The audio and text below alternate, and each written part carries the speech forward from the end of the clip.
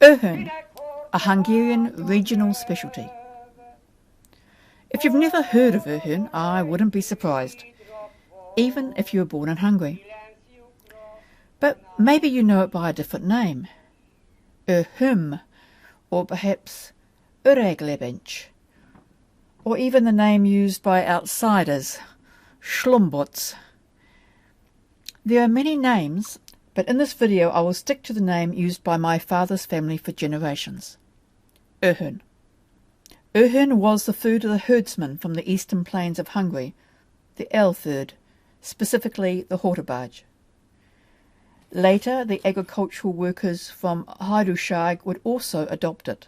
The food most often associated with the Öhön herdsmen is gulyás or goulash, but even the cattle herders did not eat that every day. There are some similarities between goulash and Öhön though.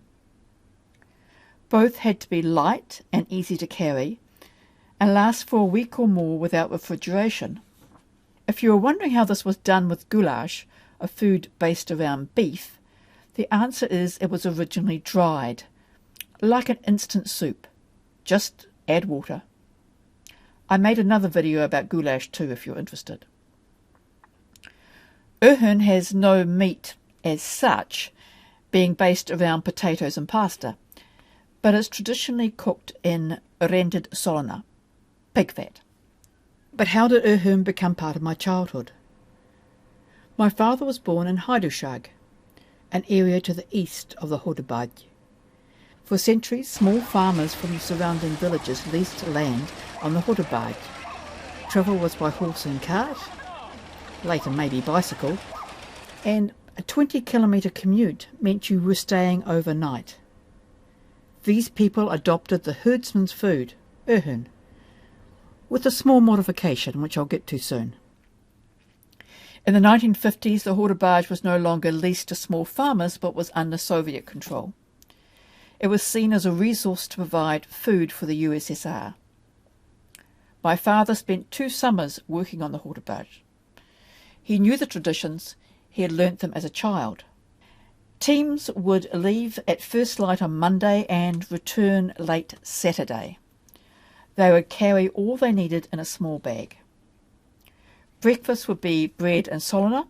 Occasionally the solona would be heated and dripped onto the bread, but normally just sliced and eaten. A similar meal was their supper. But at lunchtime they would have a hot meal, Öhön. Each day a different boy would take a turn to cook it. It could be prepared, cooked and eaten in the hour. If the amount of food needed for the week was miscalculated, sometimes they would only have Öhön soup, but at least it was hot and filling. So what is Öhön? The basic ingredients are simple. Solona, which is often translated as bacon, but it isn't bacon as known in the West. It's basically salted pig fat, and maybe 6 months old by the time summer comes around. Remember, no refrigeration. The solona is rendered down and may have a little meat in it. More likely the solid bits would actually be skin.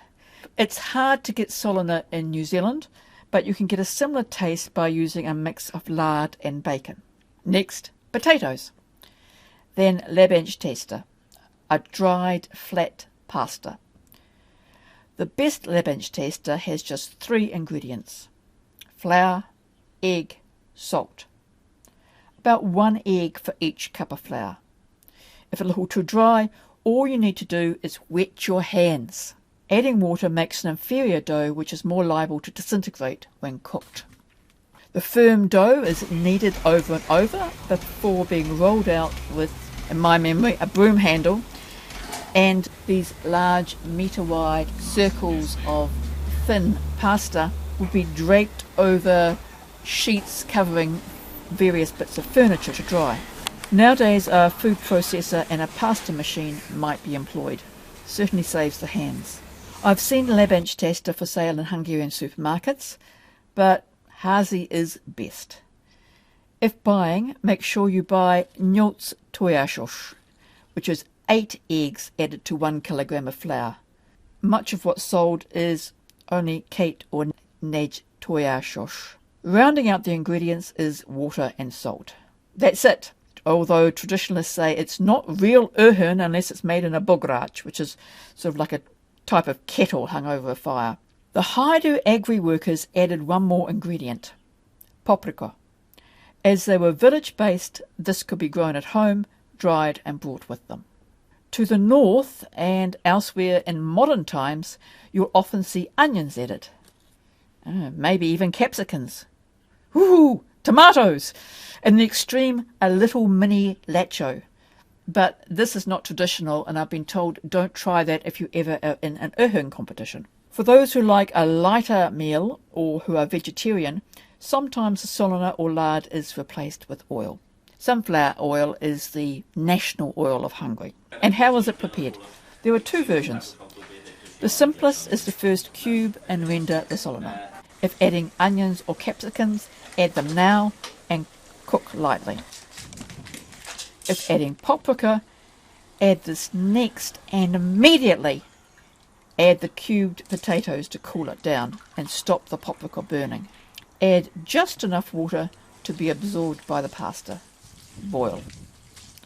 Too much water means you probably can't recover the meal, it will be ruined, and you also add the salt now. When you add the taster depends on the type of spud. The aim is to have the potatoes and the pasta ready at the same time. Too late and you'll cook the spuds to mash. Like the glue I was once served at an ale third night. But too soon and you risk the pasta becoming too soft. You need to have experience with your own ingredients. The pasta is cooked on top of the potatoes. It's not stirred in. This way it does not stick to the bottom of the pot. The second method is sometimes referred to as pyrítött öhön. In this case the pasta, or taster, is browned in the fat before adding the potatoes. This imparts a nutty flavour to the dish and improves the appearance if there's no paprika used. It also makes low egg pasta viable. However, this method requires the use of either two pots, which you're not going to have out on the Alford, or ensuring that every last bit of taster is removed before continuing.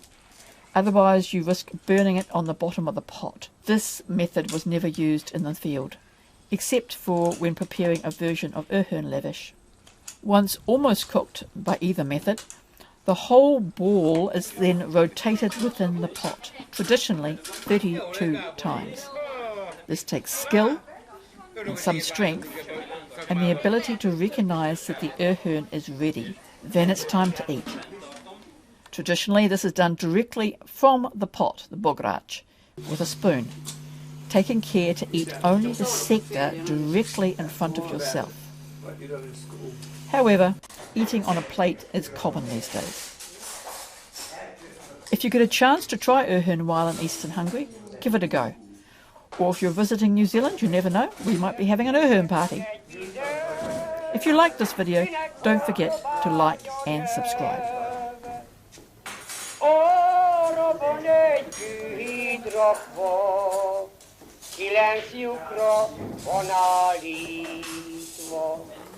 Azon jár át buja mínes, csikas, gulyás, jaj de kínjes.